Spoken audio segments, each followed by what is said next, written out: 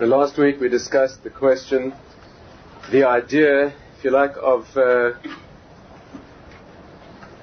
knowledge or inner knowledge that we call das, which is the idea of that kind of knowledge, the tool or the base of a wisdom which is much deeper than technical or factual knowledge. Who was not here last week?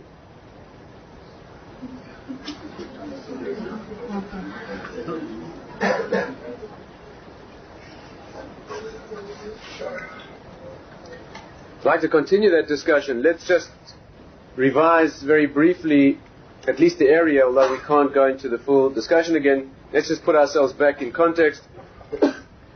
That shed a couple of new angles on that subject and see if we can trace it further or deeper, if you like. Again, there's very difficult subjects to speak about, as we tried to understand last week, that this area by definition is that which has no words. It is expressly that area where the knowledge is wordless, it's beyond words.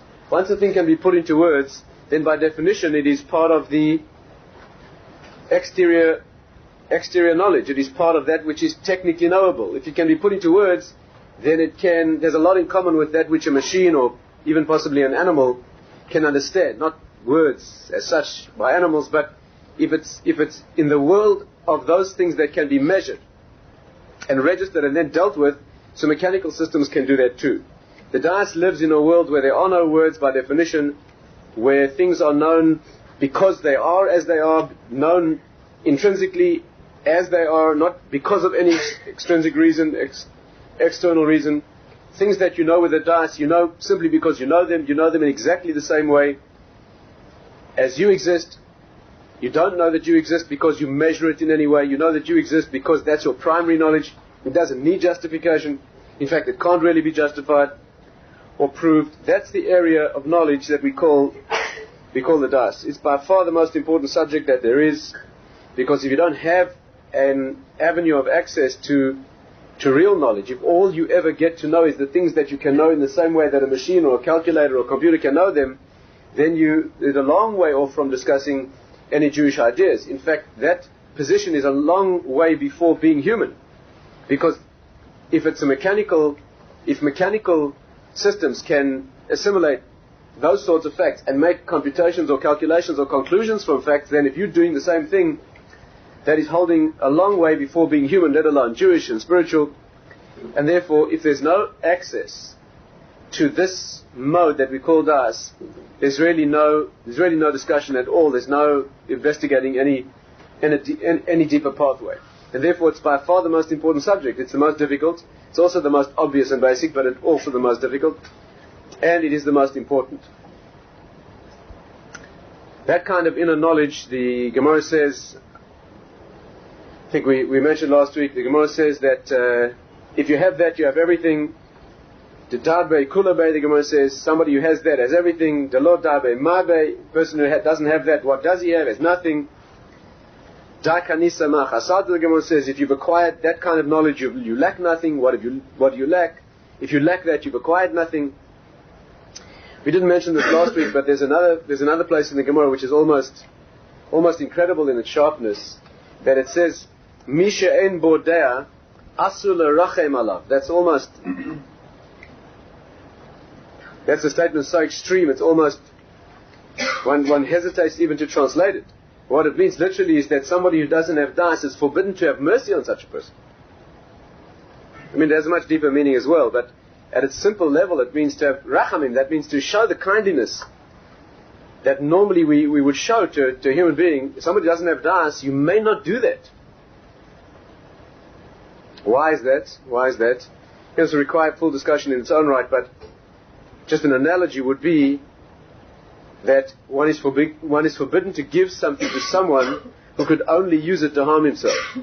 Right? If somebody who was addicted to something very harmful, let's say, asked you for that substance, or asked you for money, and you knew that they were going to go and buy whatever it was and harm themselves, they would be forbidden to give them that, because it's only going to lead to to destruction or damage. And somebody who doesn't have das, so then whatever's put in will be a much worse than a distortion. I mean, it's a really extreme statement, but that's the nature of the statements that the Gemara, the Zohar, deeper sources, they talk about this faculty of knowledge. Last week we tried to look at it as carefully as we could, and we can't really revise that discussion entirely. Let's just pick up the thread of perhaps one of the central elements of that discussion. Let me remind you that we said that the central characteristic of the das, or perhaps the best way to approach it, is by showing it in contrast with that which it's not.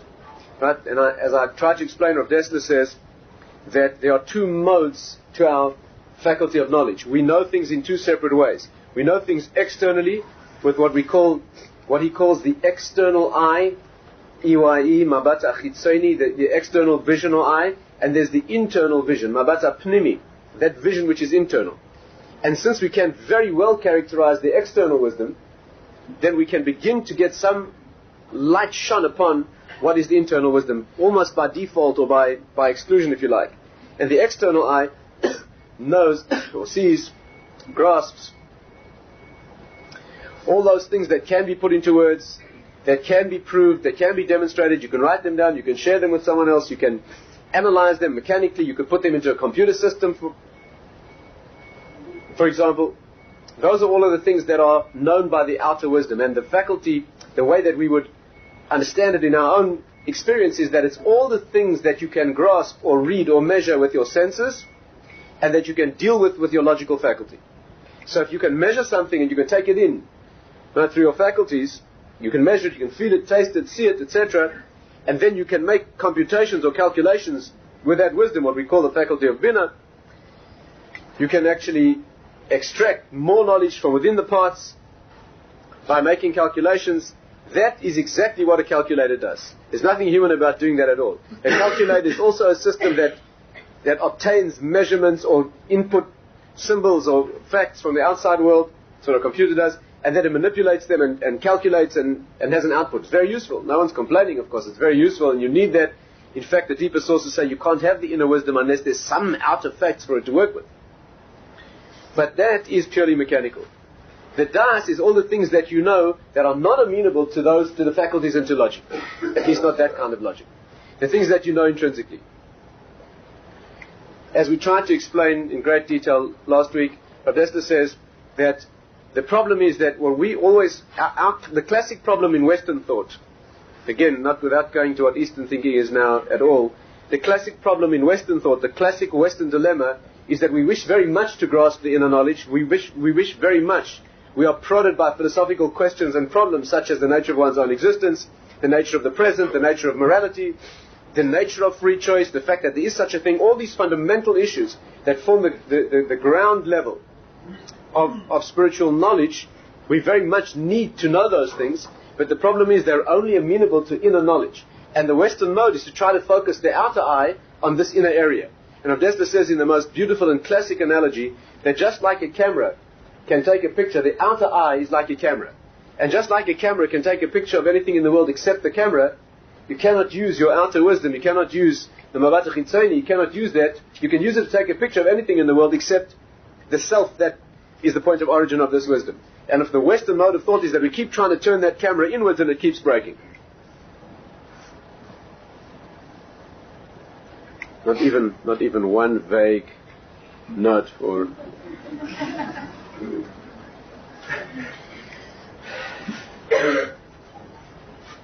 that's what it is. So the das is that intrinsic primary knowledge. It is far more primary than that which you know externally. That which you know externally by measurement, in fact, if you think about it carefully, you'll see you don't really trust it. It's only the things that you know with das that you really trust. The examples we gave last week were the knowledge of your existence. You only know that you exist. You only know that you exist because you know that you exist. You know it in primary terms. You don't know that you exist because you have reference to points of contact between you and some outside system. If you do, you're in big trouble psychologically. If you have to figure out and reassure yourself that you exist because you keep taking measurements and you keep feeling yourself, or You're in big trouble. You're in big trouble. You have to know that you exist because you know it. That's primary. Only after you've done that can you start making measurements and can you trust your perception of an outer world. It's a very awkward place to be for the Western mode of thinking, but it's absolutely essential. It's the beginning of all knowledge. And although we're not trained to do it and we don't like it perhaps in the Western mode of thinking, but if you just relax for a moment and think about yourself in a wholesome, natural way, you'll realize immediately that you know you exist because you know you exist. The Westerner does know that, but as soon as he realizes that, he gets very uncomfortable. Then he starts trying to prove it. And as soon as he tries to prove that he exists, he gets very, very confused because there are no formal proofs. There are no external wisdom proofs of the internal knowledge. And so he has a very deep philosophical problem. Of course, it doesn't affect his knowledge of his existence. It just affects his intellectual confusion about it.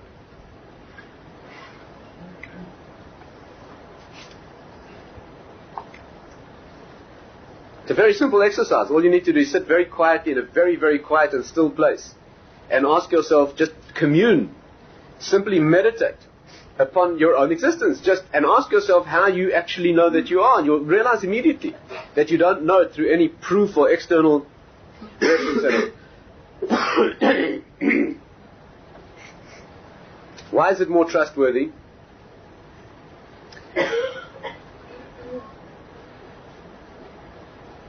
And the way it's put in the deeper sources is that if you know something with the external mind and it turns out to be false, it's simply deleted from the mind. If you know something with the internal knowledge and it turns out to be false, you cease to exist.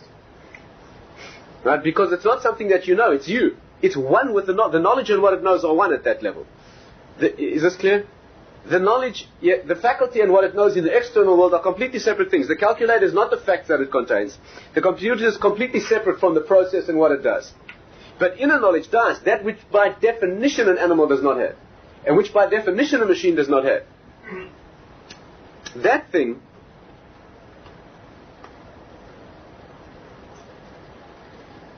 and what it knows are one thing. I mean, the easiest test of it, of course, is to examine the most basic thing that you know with a dice, which is the knowledge of your own existence. If that fact were deleted from the mind, then you would not exist. You wouldn't be there.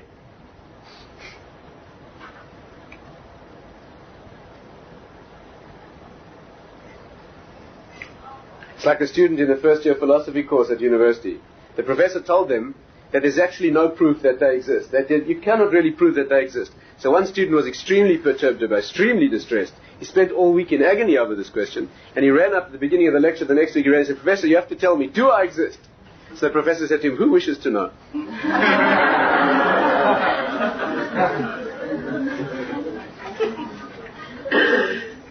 There's a professor with a yeshiva background. The point is that that is the knowledge, and of course it's for that reason, as I tried to make clear, I hope I succeeded, it's for that reason that the word das in Hebrew does not primarily mean knowledge. It means intimacy between husband and wife. That's what it means. That's what it primarily means. The first use of that word in the Torah, which is always its primary meaning, and I think we've discussed that before, is the bond between male and female. The knowledge, the kind of knowledge that the Torah uses as its primary use of the word, and the two opposites bond into one. And the reason is because, or rather the reason that the Torah also uses that word to mean the things that you know is because the things that you know with your das are in fact the faculty of the knowledge itself. There is no distinction between the two. Is this a little clearer? Why is it more trustworthy? Let's try and take an angle we didn't look at last week. You know, we mentioned briefly that the das is, the way it's put in the Mishnah is im ein bina ein das. Im ein das ein bina ein bina ein das. If you don't have das, inner knowledge, you cannot have factual, technical, external knowledge. If you don't have external, technical, factual knowledge, then you cannot have inner knowledge. Why can you not have factual, external knowledge? You don't have das? Because it's meaningless.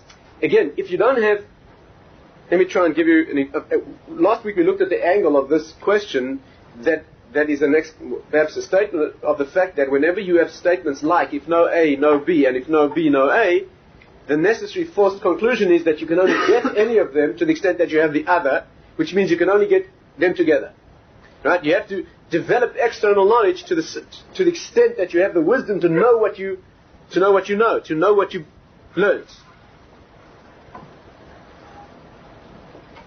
Where do you see them coming together? Let me try and give you an example. When you know something factually, can you see, now please make my night, make my week. Can you see that when you know something externally, you don't only register it like a machine, you also grasp it? Can you see that? Can you see that there's a distinction between knowing something externally and actually grasping what it means? Let me give you an example. A computer can't grasp anything. It can know it it can know, it can be etched into its circuits. But it doesn't, there's no difference between that and grasping what it is. But you can. For example, have you ever struggled with a problem? A mathematical problem, it could be a Gemara problem, a logical problem, it could be a broader type of problem. Let's say you struggle with this problem for hours one evening. And you go over it hour after hour after hour until finally you've got it so clear that you could say the string of elements in the argument forwards and backwards and sideways. You could absolutely say it in your sleep. You have it in clear detail, but you do not understand what it means. You can't fault it. Every step. Have you ever had that experience? Nobody? Every step leads clearly to the next, and that is clear and irrefutable. But what it's actually saying and what it means, and finally you fall asleep in frustration. Right? You wake up the next morning, and as you wake up, you say, I've got it! I've got it!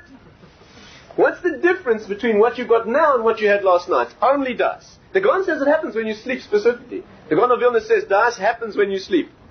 This has deeper connections as well, but when you're sleeping, and especially nighttime, especially the nighttime, especially after midnight, that's another whole discussion. The time of spiritual negativity is from noon until midnight. From midnight on is a time of spiritual positivity. The special energy that's positive in the world. That's all.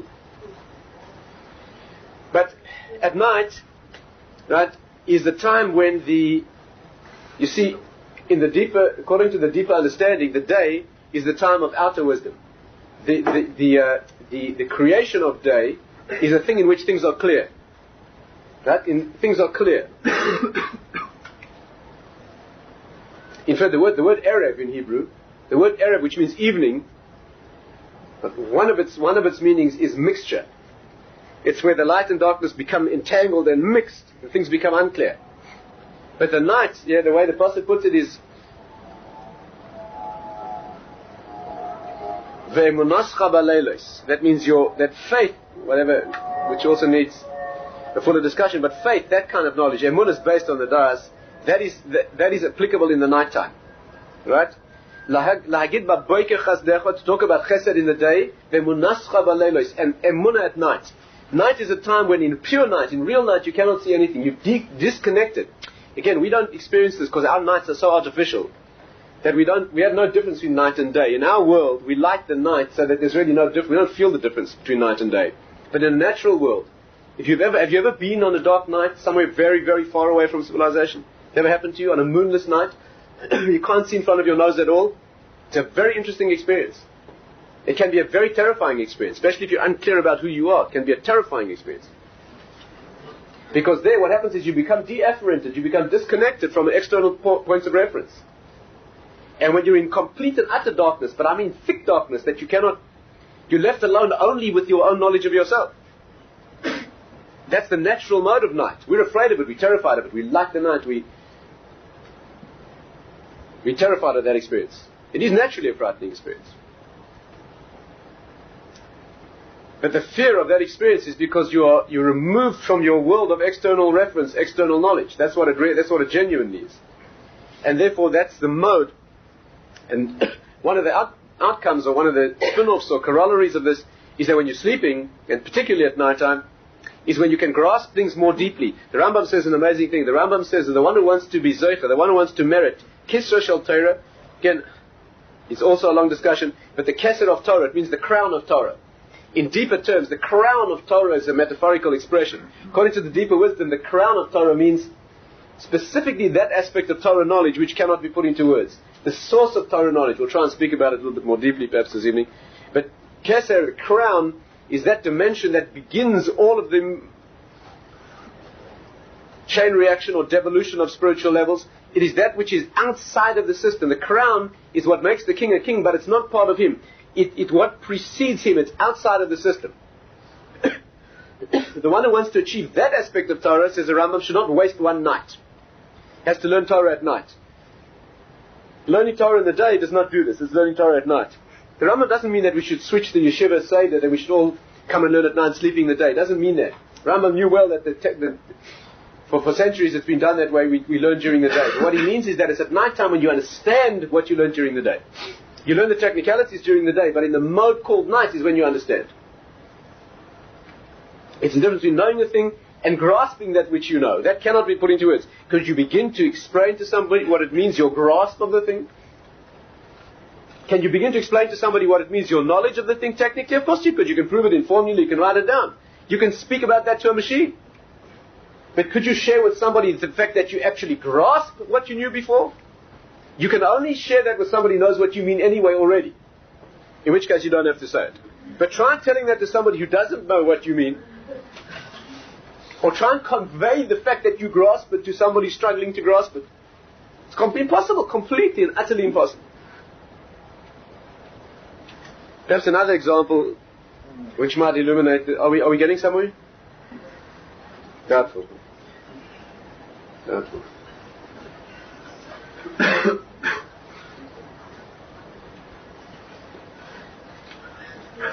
Perhaps another example which might make it a little simpler, I hope, a little clearer. Not only when you know something and then later grasp what it means, but any time you know anything meaningfully, you automatically at the same time are grasping it. Let me give you an example. Imagine you have to cross a very, very dangerous chasm, right? You're standing on a precipice of a cliff, and there's a gap to where you have to get to the opposite cliff. And between you is a drop of thousands of feet with jagged rocks at the bottom. They have to get across, important. All you have is a plank. You have a wooden plank. So what you do is, you pick up the plank and you stretch it across the thing. Now all you've got to do is walk across it and you'll be fine. The question in your mind is this thing strong enough to hold my weight? Can you picture that situation? Is this strong enough to hold my weight? Well now, let's see. You are a highly qualified materials engineer. Okay?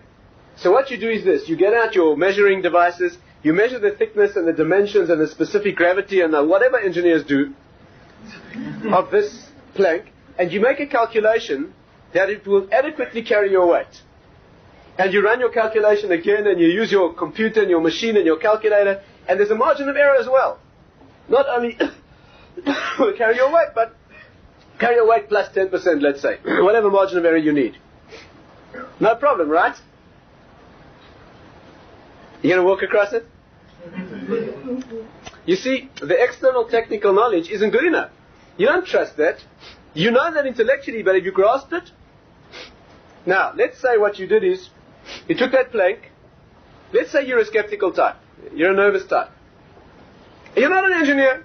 You've got no calculator. You know how to do those things. You take the plank. You take two rocks. You put the plank across the two rocks. You jump up and down on the plank a few times. It supports your weight, right?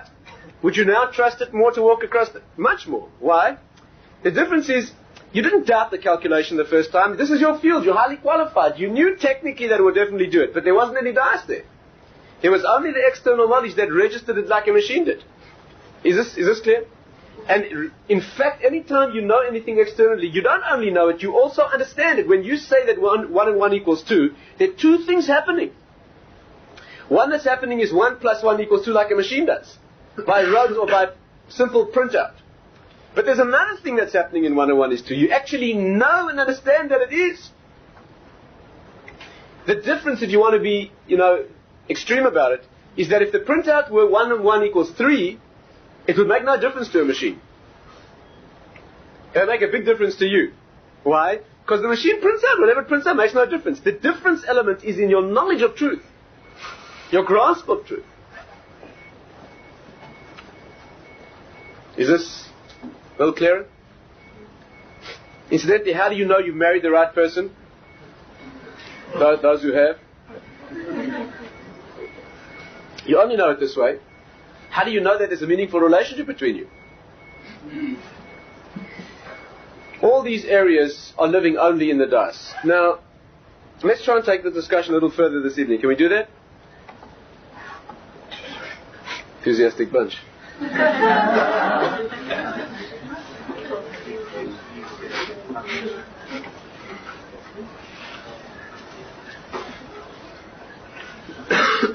Let's try and take it further. Yes? Are you game? You have the energy? Yeah. It's not easy stuff. But it's important, so let's struggle together and see if we can work it out. The das has a point of origin. Okay? Let's try and study that for a little while together this evening. Das has a structure. Right? It has a structure. If you want to represent it graphically, it's a line. Again, you should not think it is this, of course. But in the world of these ideas, it's permissible to make pictures, provided that you realize that the pictures are purely as a way of getting a handle. Right? The pictures, if you like, are the outer knowledge, inviting you to gain the inner knowledge based on the picture. You can then discard the picture. In fact, you should, because it's dangerous. But it's allowed to make a picture just to get one into the area. The das, if you made a picture, would be a line that runs through the human, that runs through you. It begins where your tefillin are worn, where a child's skull is open. In fact, it begins somewhere beyond there. But let's start. We have enough trouble, I can assure you, discussing it from there on in. At that point of origin, where a man's tefillin are worn, or where a child's skull is not yet closed when he's born, when he still has a connection with the higher world, it's a line that runs through the center of the body and out. It runs through the tongue, for example, through the bris milah, the two covenants in the body. That's a central line. It's the line that bonds the right and left halves. It's the line that bonds the male half with the female half of the structure of anything that exists in the world. That is called das, the point of connection. Obviously, it should be obvious to you, if you've been thinking along with me, that the point of connection is also the point of separation. Where two things are meeting, obviously, is their sharpest distinction. That's where they can melt into one, but at the point where they juxtapose, where they put together, is the sharpest distinction. Our sources say that men have a much stronger das of separation, pirud, and women have a much stronger das of chibur, of connection. Men are much more able to go to that point of connection and see the distinction. The male mode, let's not talk about men. There aren't any genuine men left. Very few genuine women.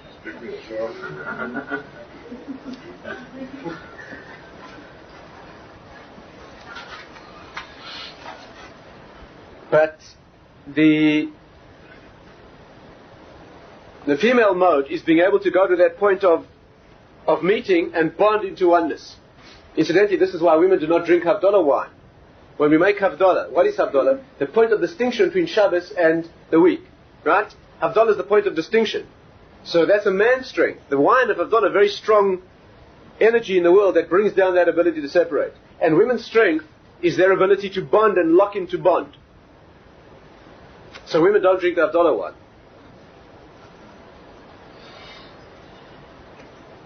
This is the deep reason why our women do not study Talmud. Right? Women do not study Gemara. Gemara is the very, very deep training. One of the modes that is needed for Gemara is the ability to separate out into parts. And it can be a danger to a grasp of holistic oneness. It can be.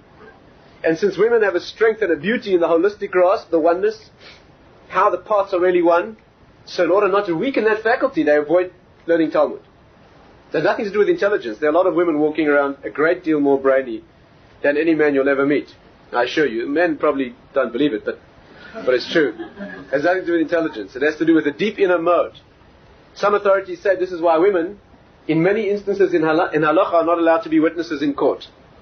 There are other reasons as well, but one of the reasons is we do not take a woman to be a witness in certain matters, because one of the criteria that you need in a witness, you realize immediately it's nothing to do with intelligence.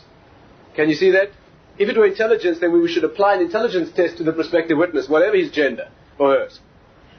But nothing to do with intelligence. But what you do need to be a witness is absolutely rigid objectivity. If you cannot separate yourself from what you witnessed, you're not going to be a good witness. Is this correct? I can tell you many times you see when a father brings a child into the hospital who's been injured, let's say. There's a father with a child who's injured. He may be emotional, but when a mother brings in a child who's injured, right, she's intensely affected. You know why? Not because she can't take pain or suffering. She can take a great deal more than men can. It's obvious to anybody who knows. But because the difference is that she's one with the experience. She's reliving that pain. She's reliving that injury. She's living it now. She has the ability to be bonded with her experience and not to be separated from her experience. It's very hard to find the words for these things, but it should be obvious. It's very useful to have a running criticism. It keeps me... That's a bit of help.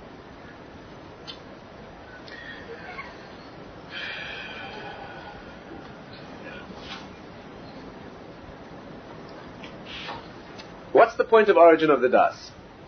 So it's a line that bonds right and left. It does many other things. It brings the higher wisdom into the lower world. But what's the point of origin of the das? Let's try and focus at least on this for this evening. And let's try and learn something practical, perhaps as practical as one can get in these areas. Take home something useful, hopefully. The point of origin of the das has a name. The name of that point is called Ratzon. Right? Ratzon. Ratzon means desire. You translate it best in English as desire, or perhaps will, or volition. But perhaps desire is the best. The problem with the word desire is that there are two kinds of desire. There's a male desire and a female desire. There's a desire, Ratzon, in the higher world, and there's a desire in the world where, at the opposite end of the scale, which is the desire to have and to hold and contain, they match each other, they're in harmony with each other. But we're talking this evening about the higher, the desire that forms the point of origin. This in English we would call that will or volition. Why is it the point of origin? First let's understand that, and we'll try and evolve the subject till we understand something about its application.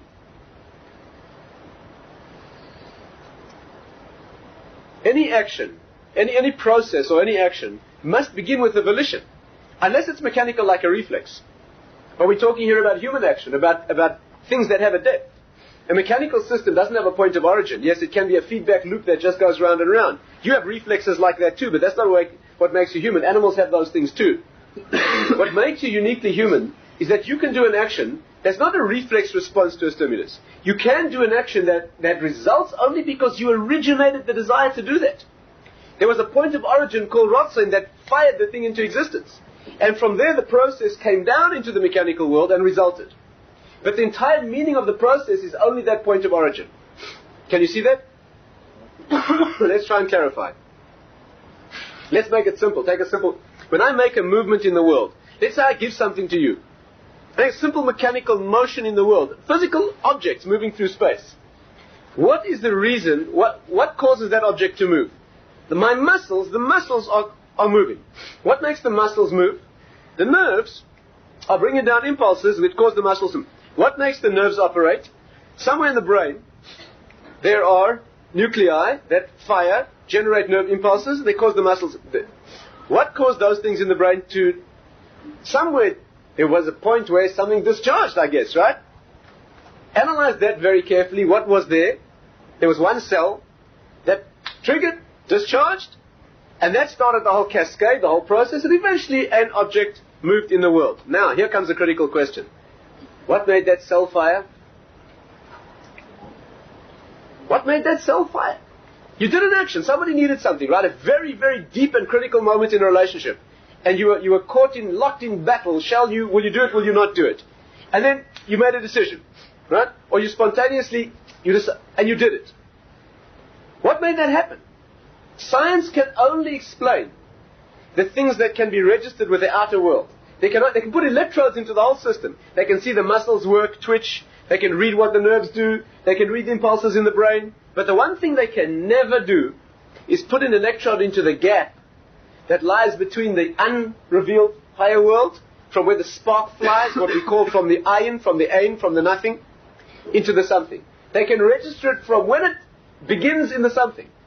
But the gap, yes, and the only way that you know that something flashed from the nothing to the something is because you felt it, you knew it. You know, of course, by the time you know it, it's too late. By the time you grasp it, it's already in. But there should be the residue of a flash, a spark of electricity that's still with you from the excitement of the moment in which it flashed in. That gap, that flash, that spark that flies, that we call yesh me'ayin, something from nothing, that cannot be measured, got nothing to do with science. Science cannot do that. That's why they think you're a machine. That's why they think you're an animal. Because they put electrodes into an animal, And they put electrodes into a human and they read out the same thing.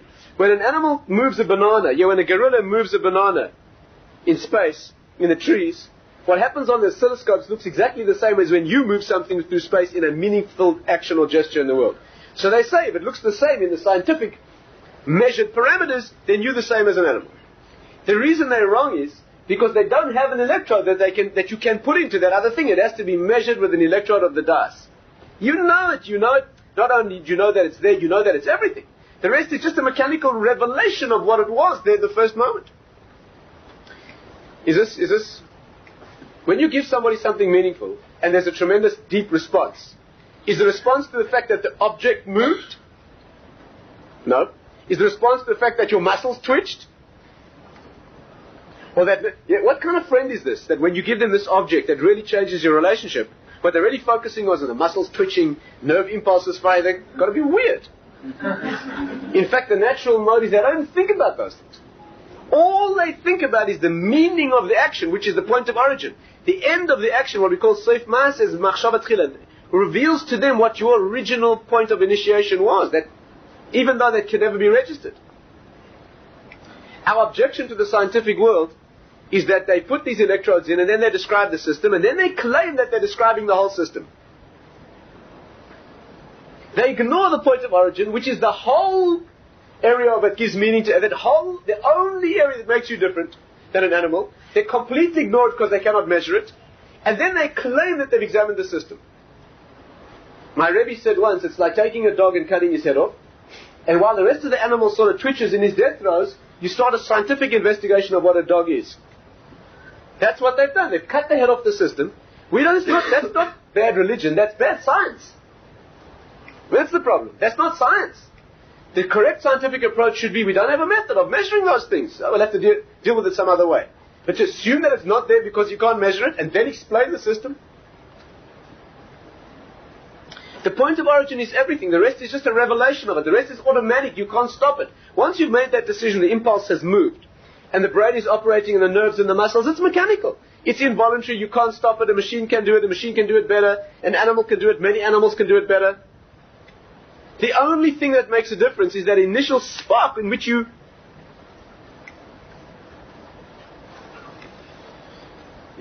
Let's say you have a very special relationship with a certain lady. Yes, your wife.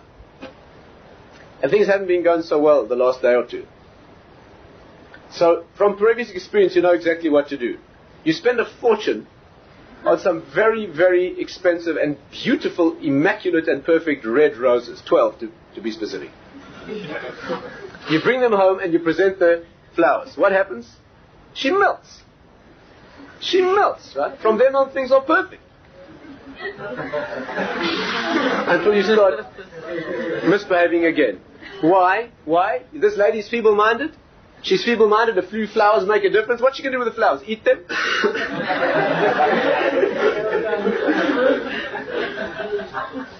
But the whole point here is that this action is nothing other than a revelation of what was in the point of origin. That's everything. In fact, it's a woman's depth that she's able to focus on that and understand that immediately.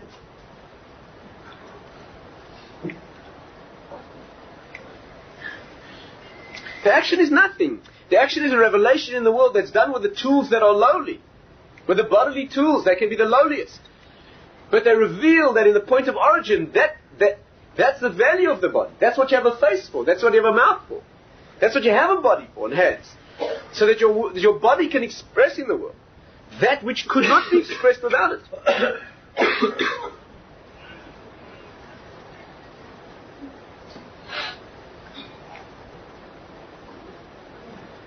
So far, so good. And the whole process begins there. The word ratzon in Hebrew, incidentally, adds up to the same numerical value as the word makor, which means a source.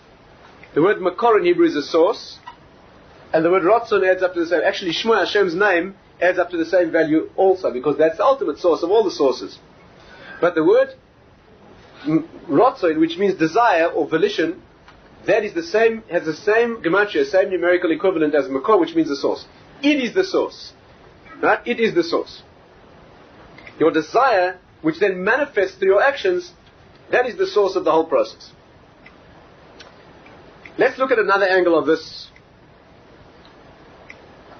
element or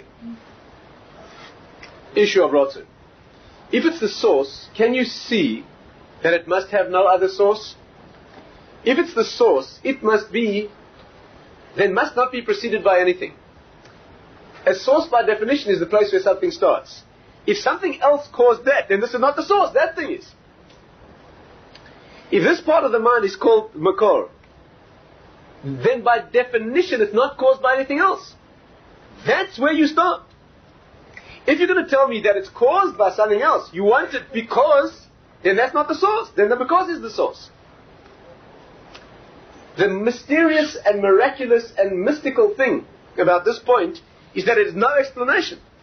You cannot analyze it. You cannot ever find a reason for it. If you say, why did the person do that thing? If you ever explain to me a reason why he did it, then you're saying, yes, then the point of origin that the whole experience reveals is only that external thing. Real Ratzon is its own cause. That's where the buck stops. That's who you are. Let me try and illustrate this a bit more clearly. It should be a very short step from here to the next piece, which I'm sure your mind has already done, that the faculty of free will lives in the dais and lives specifically in the faculty of Ratzon. When you're caught in a free will ordeal, right? Here we're learning something practical this evening. Up to now we learned theory. Let's learning something practical. When you're caught in a free will ordeal, you have to decide you're going to go this way and do the more refined and elevated thing, or you're going to go this way and do the more lowly and physical or sensual or lazy or earthy option. And you're caught in this ordeal. And you can be agonizing this ordeal. And you shake and sweat and you make an effort. And finally, you decide. And you take a step and you move in that direction. Now, the scientific Western mind will say, why did he decide to do that? Why? I want an explanation. The outer mind is seeking to understand. Then the Western answer will always be, because his mother, when he was 3 years old, his mother said this, his father did that. These were all his cultural influences, his genetics, his biochemistry, etc. He saw all these movies, etc., etc. These were all his inputs. After all those inputs acting on the substrate of who he is, right? So that's why he did this. If you say that, you deny free will. If you say that, you're denying free will. The person wasn't really free. They simply acted as the consequence of all the inputs. You don't know all the inputs. That's a technical problem. But if such a vision, such a view would claim that if you knew all the inputs, you would know exactly what the person would choose. If you say that, all discussion ends. Because if there's no free will, if everything you ever do is simply the result, the response to all the inputs, it's the output of all the inputs, then people can't be held responsible. How can you hold someone responsible? All they did was the natural output of all the causes. The Torah doesn't begin, responsibility does not begin, justice does not begin, morality does not begin, there's no human discussion. Everything's purely a mechanical system. Free will means that you make a decision for no other reason than that you chose it. The inputs are irrelevant. They are completely irrelevant. You're entirely responsible. One has to shout and scream about this idea. Because in Western thinking they are moving closer and closer daily to a position in which they're beginning to teach that you do not have any free will and you are not responsible. That ends human existence. It ends society. They say that any time you're caught in an ordeal, you always go in the direction where the forces are stronger. Logical, right? But it's wrong. I don't want to go into free will fully now. Just one word to perhaps resolve a difficulty that you may be experiencing, and that is that the intelligent questioner is going to say, surely, but the inputs are important, aren't they?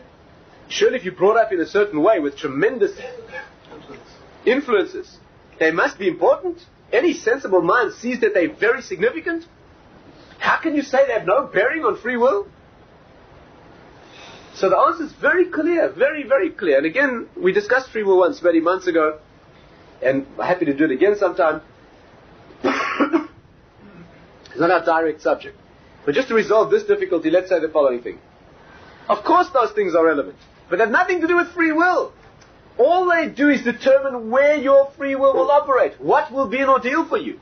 It's what we call in the formalized expression of this in Jewish thinking, we call it Nekudas HaBechira, the point of free will. All your inputs determine that will be your ordeal. That's not your fault. That is external. But what you do in that ordeal, that's up to you. Not clear enough? Not clear enough? A friend of mine, I'll give you two examples. A friend of mine is a psychiatrist, discussed the problem that he's having with me some time ago. The problem is he's dealing with a young Jewish girl. She's 21 years old. He has an intense compulsion to steal. She steals petty, she walks into the supermarket and she puts candy in her pocket, right? An inordinate pleasure from doing that, and a tremendous compulsion, enormously difficult for her to resist that. She has all the money she wants. This is a well-known psychological problem, right? She has all the money she wants. She can buy any amount of sweets. Comes from a wealthy background, privileged girl. She cannot, I won't say cannot resist, she has a tremendous drive and compulsion, right, for which she's receiving psychiatric help and therapy to do this thing. Well, the problem now is that she's in court for the 10th time. And the magistrate is asking my friend to testify about whether she's sane or not. If he testifies that she's sane, she's not what they call psychotic, which means detached from reality, she knows right from wrong, she's going to go to jail, which will probably kill her. How can you deny that she has a tremendous compulsion? A force motivating, militating, moving her in a direction that I don't have. The answer is, of course she does. Is it her fault? Maybe not. Is it biochemical or genetic? Possibly. It's never been proved. It's doubtful. But assume it could be. Does it have anything to do with free will? Nothing at all. All it means is that all those factors make this her ordeal. She has this problem. I don't. Right? I got my own problems, I can assure you, but that's not one of them. When I get up to the next world, and Hashem says, Tatz, what did you achieve in life? And I say, I never stole sweets in the supermarket. You think he's going to say, Shekoyach, very good. I don't say that. They're not my problem. And the fact that it's not my problem is not my credit, it's not my fault. And it may not be her fault. The external influences cause the situation, no one denies that. But what you do in the situation, whether she puts her hand out and takes it or doesn't, that's where she's accountable. Is this clear? You can have so many external factors that are genetic, biochemical, cultural, sociological, you name it. And what do? They affect the whole nature of what your ordeals are. They make what your ordeals are your ordeals, and they exclude others. That's what we call Nekudas HaBechira. So you may be brought up with such disadvantages that your free choices are tremendously low. They're humiliating for somebody. But for you, though, that's where you're operating. What you do there is where you're free. Is this point abundantly clear? So again, when you find yourself in a free will test, the making of the test may have nothing to do with you. Usually it does, by the way. Usually you shouldn't have been there in the first place. Usually you're accountable for the having experience and for failing in it. In fact, the Gemara says that if you shouldn't have been there and you succeed, you count it as a failure. You know that? If you shouldn't have been there in the first place and you fight like a tiger and win, but you shouldn't have been there, you call it failure.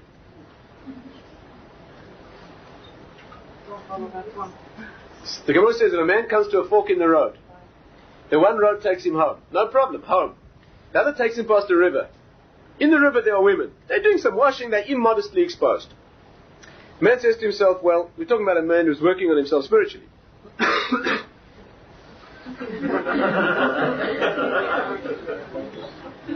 He says to himself, if I take the road where there's no test, what do I gain? I'm putting the world to grow spiritually, right? I'm putting the world to face tests and win. That's what the Mesilas Yesharim says. There are three reasons you created. One of them is Lamod B'Nisayon, to stand strong in ordeals. That's what you created for. So let me take the road where the women are, and I will not look.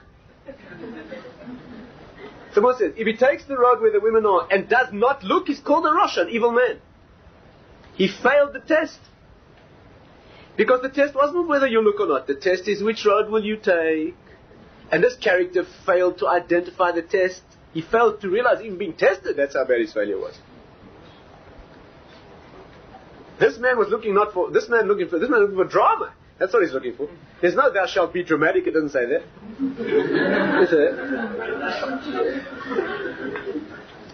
If you have poison at home, you put it on the table next to the wine. Let's see if you remember to drink the wine, not the poison. You throw it out, you burn it, yeah. Don't play with fire. Every morning we daven. Every morning we say, V'al tavi'enu lo lidei nisayon. Do not bring us to any tests. Are you in the world for tests? It's the only way you can grow. The only way you can grow is by overcoming yourself. We say to Hashem, do not give us any tests. Why? Because the tzaddik says to Hashem, keep the test and keep its reward. Don't let me do any damage in your world. That's what he does. But that's the way to pass the test. You're not avoiding the test, you're succeeding in the test. The correct approach to test is to avoid them. If you have two roads, and one of them is safe, the other road is a cobra poised to strike. You take the road with a snake and see if you can duck and dodge. And if you duck and dodge and you survive and you get there and you think you're a big deal, you're a fool. You're a fool. The immature mind wants to do battle with danger and overcome it. The mature mind takes the safe path. But you know what the real battle is? And this is where we get to the depth of Ratzon. I don't know how much time we have this evening to talk about much more than this. But let's try and focus on this is the most difficult area and the most important. Why? Please stay with me. Why is this? Why is the correct approach to a test to chicken out of the test? Because it's not chickening out. When you avoid the test, you've asserted the deepest level of your character. And you've asserted the most deep level of self-control imaginable. And in that way, you bond with something higher than you. Let's try and explain this. This is known as killing the ego, or bittul. It means complete self-annulment. When you take the road where the danger is and battle and overcome it, even if you overcome it, you will have fallen victim to the worst problem that you can have, which is, I did it. When you say, I did it, what in English we call ego, right? What is conventionally called pride. But what's the problem? The problem is that you've sharpened and carved out for yourself more strongly your independence from Him. And to the extent that you're independent from Him, you become unreal. The only reality in the world is Hashem. Only when you can annul yourself and become part of Him, do you become real. It's an ultimate paradox, of course. Because your ego says that you're dying. Again, the logic of it is, the logic of it is that if the only reality is Him, the only way you can achieve real reality is by becoming Him. The only way you can become Him is by killing who you are and letting Him come in. Who is the greatest man who ever lived? Moshe Rabbeinu, Moses. What does the Torah say about him? He was the most humble who ever lived. Why? Because to the extent that you can empty yourself out of the vessel, so there's place for the reality to fill the vessel. To the extent that you fill the vessel, there's no place for anything else. The courage and the brute force and the energy and the power, the genuine power, is the power of overcoming the self and being prepared to admit that it's not me.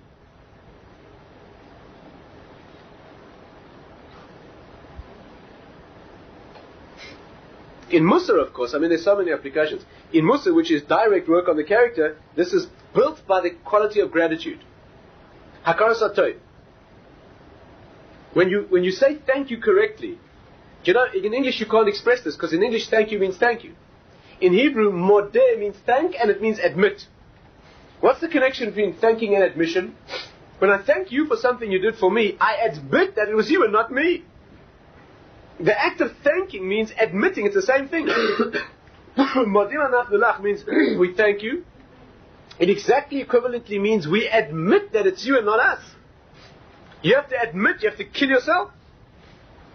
Somebody is prepared to say thank you correctly, to acknowledge that I'm not the source, it was the one who gave it to me, is training himself or herself to go beyond the self, and ultimately that person will find the ultimate source. Because instead of looking like a child does at himself as the cause and source and effect of all things, he sees one step beyond himself, that it begins there. But a person who's learned to do that will follow it further, and eventually will arrive at the ultimate source and discover Hashem. But the first exercise is admitting that I'm not the big deal who's everything. It means conquering Ratzon. Instead of, you have to get up there and say, I'm prepared to give that up.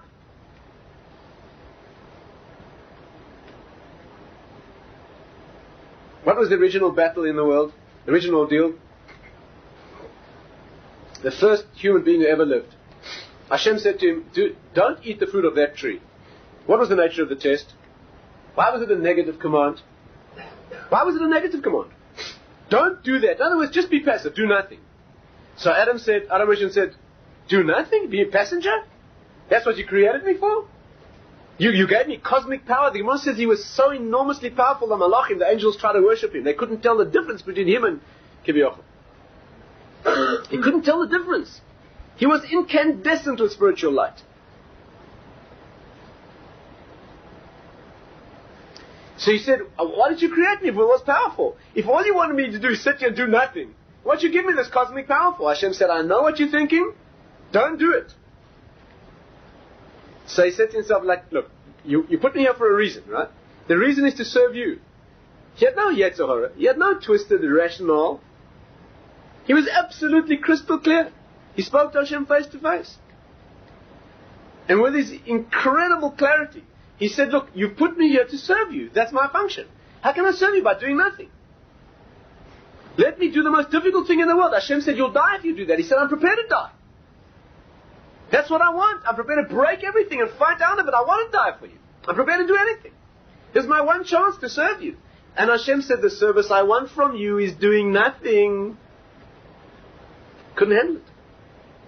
Because you know what he was being asked for? To kill his ego. To admit that he's nothing.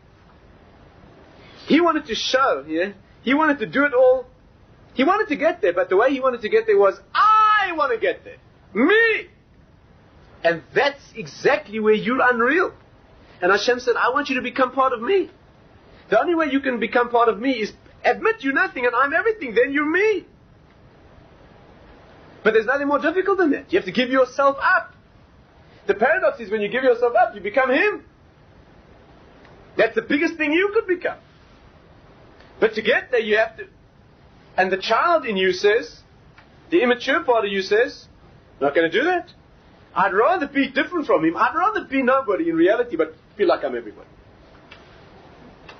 He had to do it himself. He gave him all that power in order not to use it, to kill it, to give it back intact. That's what he wanted. What Hashem was saying to him was, you've got two roads in front of you. There's one with danger, which has great heroism. It'll involve thousands of years of death and torture and Jewish history and who knows what abysmal holocausts await you. The upside is, you will have done it yourself. The other road, you do nothing. You get home safely. That's what I want. Couldn't handle it.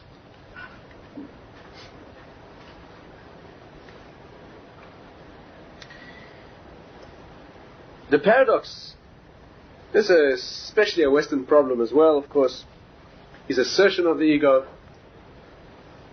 It's not in this generation much more potent. It's simply lack of knowledge, lack of awareness, apathy, pleasure seeking, etc. We're not so amount to the same thing, and they are connected, but it's a much lower battle. It's a much lower battle, but that's the depth of the battle.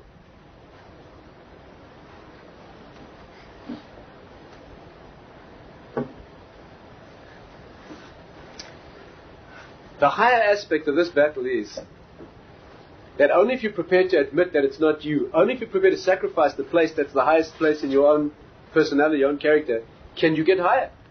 If all you ever do is express yourself, the best you could ever do is express yourself fully. That's marvelous, but you could never be more than what you are.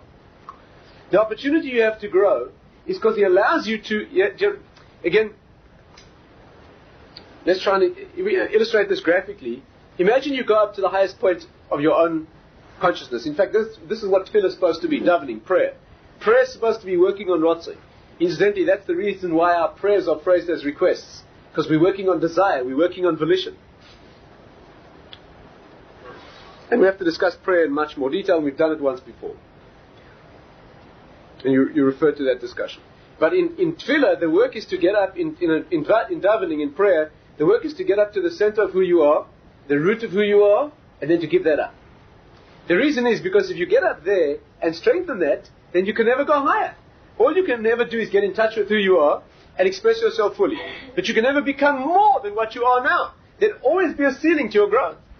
The incredible gift of spiritual growth is that you can get up to the maximum level of who you are, and then you can go beyond what you are. It's like pulling yourself up by your own. But how do you do it? Because when you get to the top of who you are, you say, Hashem, I'm prepared to give this up. Then He gives you more. But only He can give you more. You can't give yourself more. You can't take yourself by your hair and lift yourself up. Is this clear? A simple analogy for this would be, see how difficult these words are? How many clumsy words you need to say things that are so simple.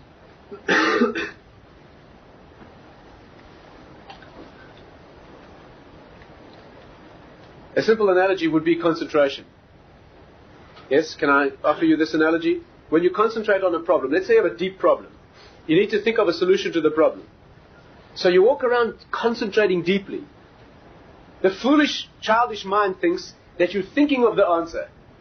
Not thinking of the answer, you don't have the answer. You wish you were thinking about the answer. You aren't, you don't know what the answer is. You know what you're doing? You're thinking about everything but the answer. If you know how to think, you'll think about the problem. Are you with me? How does the answer come to you? Again, if you're not prepared to admit this, there's no hope for you. But it takes an admission. And that's why it's a thanks as well. How do you get an idea? How do you get the solution to a problem? You think and think and think and think, and suddenly, sooner or later, if you're lucky, if you're blessed, and it's usually later, not sooner, and it's usually when you're not trying, like when you go to sleep, unexpectedly, it hits you. And then you got the chutzpah to say, I worked it out. You didn't work it out. You stopped trying. What happened was, do you know what concentration is? Concentration isn't thinking about the solution to your problem. Concentration is simply keeping all the noise out of the way long enough so that the answer can fall in. That's all. Concentration is just keeping the static out of the way. That's all. That's all you can do. That's all you can do. The correct way to think about a problem that you need an inspiration for, right? The way you're going to solve a problem, how you're going to do something, resolve a human situation, put the facts together, whatever it is that you need your inspiration for. I'm not talking about a mechanical problem where you go through mechanical steps. I'm talking about a solution to a problem. The only way you can come up with a solution is keep the noise out of the way. Keep all the extraneous nonsense out of the way long enough. If you can open up a space, it will fall in. Do you know what an idea is in Yiddish? You know, Yiddish is a Jewish language, constructed by the Jewish people. In English, an idea is an idea. I don't know what it means. In Yiddish, an idea is an Einfall. It falls in. What could be clearer? Einfall. Falls in. What could be a more clear admission of exactly what it is? You can feel it if you know who you are. Character growth is clarifying and keeping the noise of your ego quiet long enough, and admitting that you need more, and admitting this is where you end, then He gives you more. Rav Simcha Wasserman used to say, I never forget he saying this to us, he used to say that the world is full of light, except where we cast the shadows. The problem is you're so busy trying to be the big deal that's shining the light, you keep getting in the way. That's the problem. Just get out of the way. The light's there, no problem with the light. You stand there, you shine the light so much. You have to make yourself transparent. That's what they say. The mystical source. You have to make yourself transparent. You know what it says about, so we learn this from a woman. You know that it says by Sarah, the wife of Avram.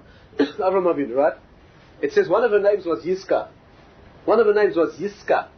In Hebrew, Yiska is a very interesting word. It means to see through. It doesn't mean to see, it means to see through. Sacha in Hebrew, that verb in Hebrew means to see through. And the Medrash says, Ki akol sachin beyofya. Akol, everybody could see through her beauty. What does it mean to see through a woman's beauty? What does that mean? It means you looked at her, you saw Hashem. She had the kind of beauty that if you looked at it wrongly, would bring you down to the lowest level. But she was able to use that beauty in such a way, she projected herself in the world in such a way, that when you looked at her, you saw Hashem. She became transparent. She didn't avoid, again, it wasn't done through ugliness, it was done through the beauty. That's what you call tznius. Tznius, that incredible aspect of a Jewish woman's greatness that we call tznius, which in very vague and fallen English terms we call modesty. It means covering oneself modestly. And projecting one's not only covering oneself. There's some ladies who can wear a sack and look.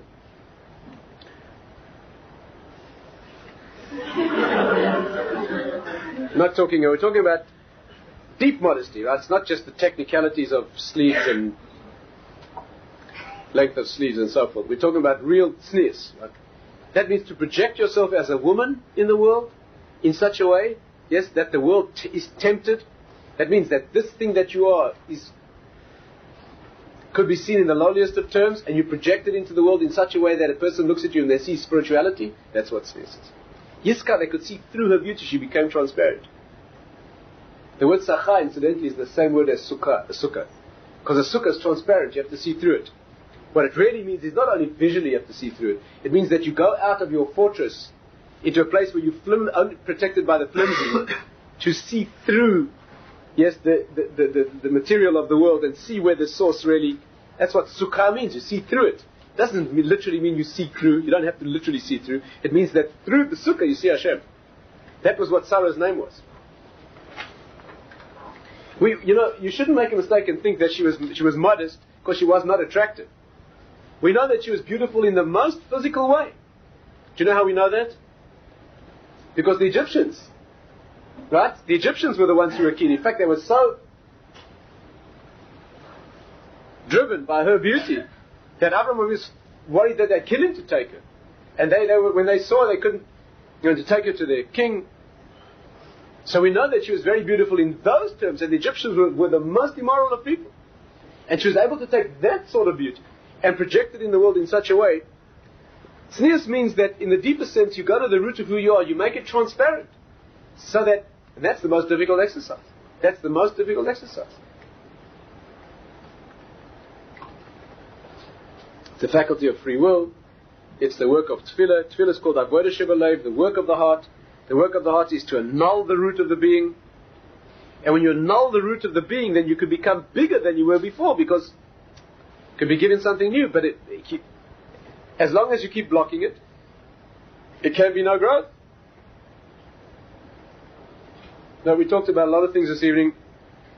It's getting late. Let's just add one possible, one detail perhaps, one qualification, and we'll have to leave it. These things need a lot of thought and a lot of going over many times.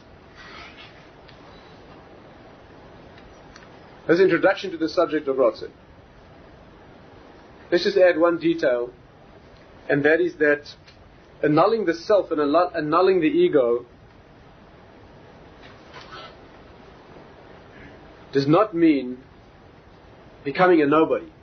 It doesn't mean becoming a bland, parav, faceless, characterless lump of a zombie. It doesn't mean that. Not at all. There are systems in the world that project themselves in that fashion, or the disciples of those systems, they talk that way. Judaism does not teach that. Our teaching is that incorrectly annulling the ego is a tremendously powerful assertion of the uniqueness of your character. The only part that we're talking about annulling here is the ego element, is the personal pride element. But not the personal uniqueness. That should be flamingly alive. Let me try and make this plain. Again, Westerners sometimes have a misunderstanding. Westerners sometimes think of the annulling of the ego, sometimes that they've heard from Eastern sources. They think that it means becoming nobody. Completely emotionless, a completely existential numbness. That's not Torah.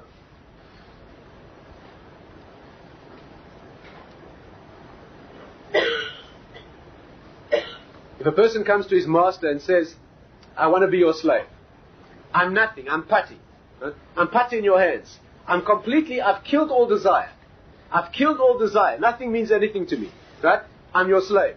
That's not a slave. That's just someone who's going to get in the way. That's not a slave. That's just a nuisance.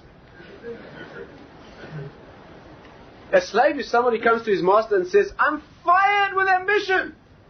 I'm flamingly desiring to achieve. I desire tremendously to express all that I am, but I want to do it for you, not for me. That's a slave. Killing the ego doesn't mean that things don't mean anything to you. Do you become a passive zombie and a robot? Torah teaches that you have to become a flamingly special individual. Nobody else can do your work. That your deepest desire, shell of your deepest desire, is to express yourself. Only the immaturity of who you want to do it for, that has to be kept. That's why you'll see that people of Torah greatness are people of uniquely strong expression, individual, personal expression. And they're tremendously powerful in terms of the motivations and emotions. And yet completely serene and completely prideless. Killing the ego doesn't mean becoming a nobody, it means becoming who you are. And that's the paradox. This paradox is full of that. It's all the things that attach to the deep identity are paradoxical. Like the Gemara says that the one who wishes to achieve honor, the only way to achieve honor is by fleeing from it. Only when you flee from honor will you be honored. So a man once came to the Chazon Ish and he said to him, Rabbi, I've been fleeing from honor all my life and it still hasn't found me. The Chazon Ish said, yeah, because you're looking over your shoulder, that's a problem. If you're running away from it, so it should follow you. That's no more sure running after it than that. Running away means genuinely running away. Moshe Rabbeinu was the humblest man who ever lived. He became the greatest and most famous man who ever lived. And he knew that. And he knew that he was unique. He wasn't misleading. He knew exactly who he was. But he was an Eved Hashem. He did it for him, not for him. That's the difference. It's that tiny switch in the center. That's all. That's everything.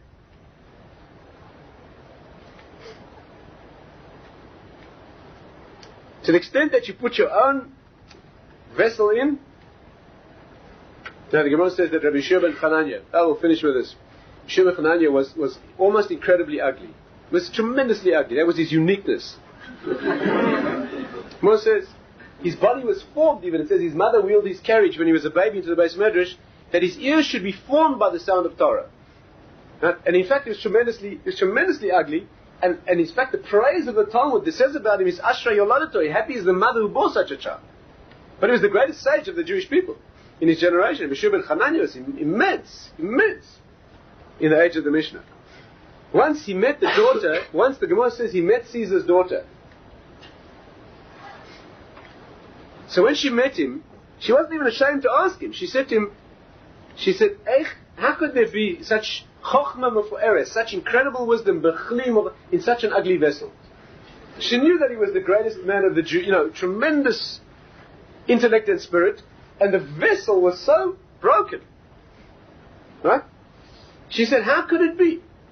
It's a very deep story, by the way. You have to understand this. First, you have to understand it's a woman. It's a woman who's asking the question. Now, every detail in the Gemara is specific. Why was it a woman asking this question, and why was it the daughter of the Roman? Because Rome, again, Rome is a legacy of Greece. And the legacy of what Greece and Rome are in the world is the world of aesthetics. That's what Greece is. And the center of the concept of aesthetics is that a beautiful inner content should be expressed in a beautiful outer form. And that a woman, the Torah says that a woman is the vessel of the aesthetic sense. A woman knows how to put things together in a way. She has a natural talent for that which is beautiful. Yeah. Long discussion. So this Roman woman, when she saw this contradiction between incredible inner beauty, inner depth, and incredible outer ugliness, she said to him, how could such incredible wisdom be contained in such an ugly outer vessel? So Meshur Hananya said to her like this, what does your father keep his wine in? So she said, he keeps his wine in clay amphora, the jugs that they kept the wine in. He said to her, but surely for a king, his wine should be in gold and silver vessels. So she said, you're right. She went home and she had all her father's wine put in gold and silver vessels. Now when you put alcohol into metal, it leaches out the metal and it goes sour, it goes off. You can't keep wine in metal vessels, it goes off. So when they served wine next at the Caesar's table, the Caesar was the emperor it was the emperor at the time, was in charge of Eretz Yisrael, that generation, the wine was off. So he said, who did this? So the daughter said, the Jew told me to do it. So he called in Rabbi Shua ben Chananya, and he said to him, what did you do? So he said to the Caesar, he said to him, I only said to her what she said to me. She said to me, how could such incredible wisdom, content, be held in such an ugly vessel? I tried to show her that when the vessel has its own importance, it spoils what's inside.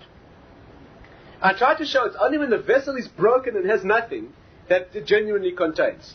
When the vessel is only a container, when it only contains, when all the vessel offers is its emptiness, then it can be full. But as soon as the vessel starts to put in its own content, then it spoils what's inside.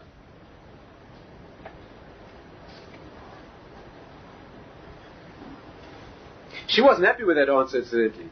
The Gemara says that she said to him, this is intelligent, the Gemara doesn't bring the questions of fools. She said to him, if that's true, how is it that your friends, she was referring to other Tanoim of the time, are so incredibly wise and so incredibly beautiful? The Gemara says Rabbi Eliezer, for example, was so beautiful that there are no words to describe his beauty. The Gemara says Rabbi Yochanan was so beautiful, he was much, much later, much, much lower spiritually. He was only one of the Amoraim. The Gemara says Rabbi Yochanan was so beautiful that when he once went to visit a friend, a colleague, who was sick and poverty-stricken, and the house was in darkness, the Gemara says he rolled up his sleeve and lit the house. In order to light the house, he rolled up his sleeve. He was literally luminescent with beauty. So Rabbi Eliezer, so you can imagine how. So she said to him, if you're telling me you have to be ugly to be wise, how come there are Tanoim in this generation, great sages, who are so beautiful and so wise? He said, I have a sunny, have a gemiri tvei. Had they been ugly, they would have known more. That means despite their beauty, they managed to achieve something. Yeah? Despite the disadvantage of beauty, they managed to achieve something.